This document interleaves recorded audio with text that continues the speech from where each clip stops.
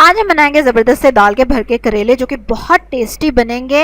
और सबसे बड़ी बात कि करेलों पे धागा नहीं लपेटना पड़ेगा, तो ये भी मैं आपसे शेयर करूंगी आज। बिस्मिल्लाहिर्रहमानिर्रहीम।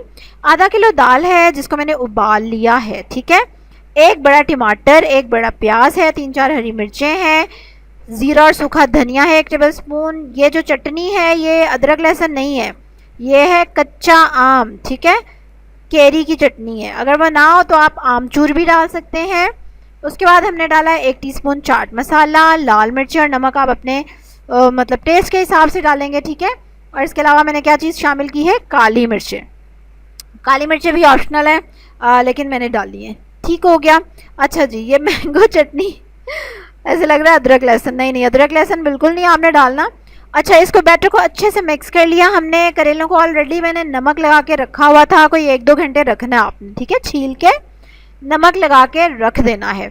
और उसके बाद इस बार मैंने फ़र्स्ट टाइम ट्राई किया करेलों को इस तरह से फिल करना कि एक साइड से आपने काटना है और फिर उसके अंदर आप चम्मच से, अच्छा काटना कैसे मैं अभी आपको दिखाती हूँ कि आपने किस साइड से काटना है। देख रहे हैं कि किस साइड से मैंने काटे हैं, ये देखें ज़रा, ठीक है। ये है करेला। अब इन करेले भाई साहब को आप किधर से काटेंगे, जिस साइड पे डंडी होगी ना उधर से नहीं काटना, दूसरी वाली साइड से काटना है, ठीक है। क्योंकि डंडी वाली साइड से आप देख रहे हैं कितना नैरो है, तो फिर फिल करने में ज़्यादा प्रॉब्लम होगा। तो आपने ऑपोजिट साइड से उसको कट करना है और आपने चम्मच के पीछे वाले हिस्से से उसमें से बीज निकालने हैं गोल गोल घुमा के।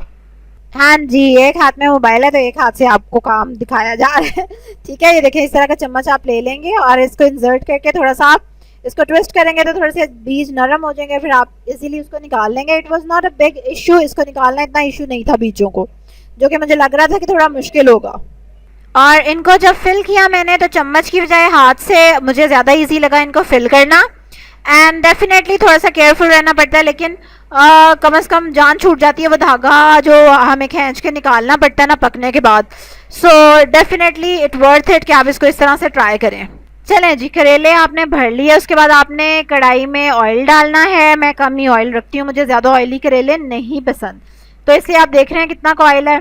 अब इसमें आपने करेले जोड़ देने हैं पैंदे पे और ऊपर ढक्कन दे देना है, मीडियम लो फ्लेम रखना है और हर 5 मिनट बाद उनको टर्न करते रहना है ताकि हर तरफ से अच्छा कलर आ जाए। अगर आप इनको कवर करेंगे तो जल्दी ब्राउन होने में इनको हेल्प मिलेगी।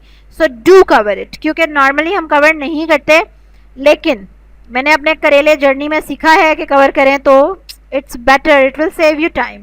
अच्छा, ये देखें, एंड पे जो करेले रह गए थे उनके साथ ही मैंने जो उनका टॉप पार्ट करेलों का हमने काटा था ना, वो भी मैंने डाल दिया इसमें ताकि वो भी ब्राउन हो जाए। ये ब्राउन कलर है, कैमरे में ये काला आ रहा है बट इट इज़ नॉट काला है सच। सारे करेले हमारे फ्राई हो गए। जो दाल बच गई थी वो नीचे बिछाई, ऊपर करेले बिछाए हमने, एंड दैट्स इट। अब मैं इसको अगेन 10 मिनट तक का दम देने वाली हूँ। कुछ लोग शर्बल घी डालते हैं, मतलब इट्स योर चॉइस टोटली, लेकिन क्योंकि हम थोड़ा कम ऑयल खाते हैं और ये सरसों के तेल में मैंने बनाया है, ठीक है, तो इसलिए मैंने ज़्यादा ऑयल नहीं डाला। But they were really tasty. जब आप इसको खाने लगें तो आप इसके ऊपर मक्खन डाल सकते हैं, देसी घी डाल सकते हैं, उससे आपको इंशाल्लाह ये ज़्यादा ड्राई फील नहीं होंगे, वरना आपकी मर्ज़ी है। चलें जी, बहुत टेस्टी बने थे ये, बहुत मज़े के बनते हैं और बहुत फेवरेट हैं। और माशाल्लाह मेरे बेटे ने भी इसको मतलब बड़े चस्के लेके खाना शुरू कर दिया करेलों को, उसके भी फेवरेट हो चले हैं बस। अब आप क्या करेंगे, कमेंट में ज़रूर बताएंगे करेले कितने फेवरेट हैं आपके, और धागा खोलते हुए क्या प्रॉब्लम होती है आपको। और क्या करेंगे, आप लाइक करेंगे, जल्दी से मेरी वीडियो को सब्सक्राइब करेंगे, मेरे चैनल को बेल आइकन पे ज़रूर क्लिक करेंगे।